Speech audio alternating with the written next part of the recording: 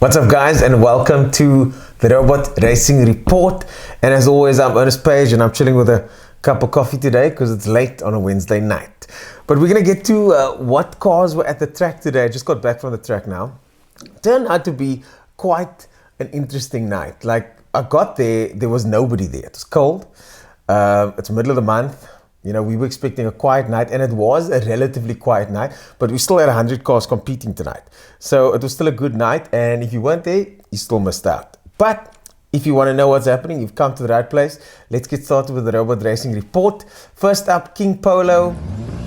Lots of good runs tonight. And of course, always a surprise for those people that don't know that car. They don't know the car is over 250 kilowatts. And it's probably the fastest Polo there. So he took a lot of wins tonight, and the crowd was quite surprised oftentimes by those wins. One of the other cars, and I'm going through cars that I thought were memorable. If I missed out your car, or if you don't agree with me, click in the comments below and let me know which cars you think should have been in the report. So one of the other cars that's my favorite, the red FN2 by Gilbert Lucas, K24S, hybrid racing. He's got a cold air intake, on data, DCAT, and tuned by J-Line Performance. Jason Sassman's GTI was there, and of course you guys might remember that car from a video I did a couple of months ago now, with the Grimmen where I had the Toyota Yaris on the track. That was the Golf that beat me. 248 kilowatts, he was there tonight again. Good to see him back on the track, it's been a while. So welcome back, Mr. Sassman. He's got a bigger turbo, he works for Toyota, weirdly enough, it drives a VW.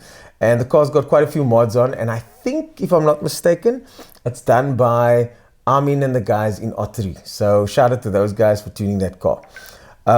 Stance supercharged Toyota, very cool looking car. Kyle Bauer's car, they've changed the color in their car now, and it just looks funky. It's not my specific type of car, but I do like that sort of JDM South African flavor Stance sort of look.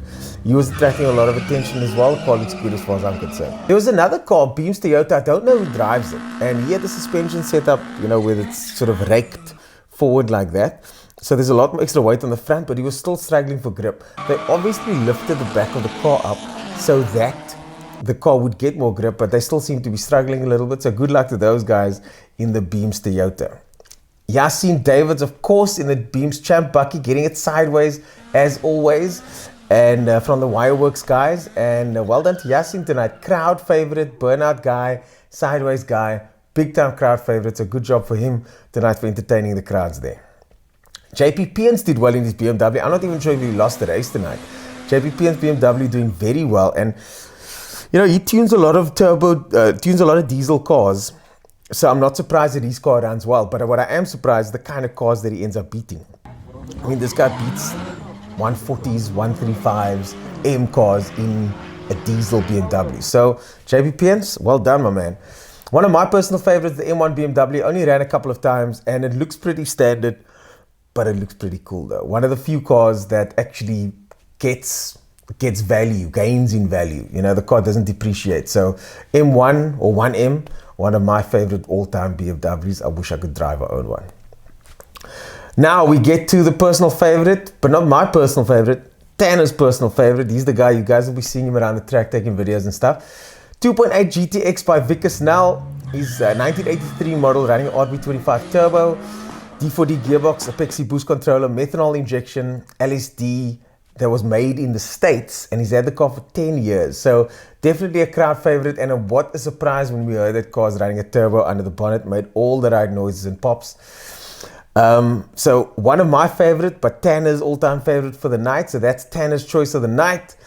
Other than that, lots and lots of other cars. As I said, excuse me, I just take a sip of this coffee. Oh, I needed that. I'm so tired.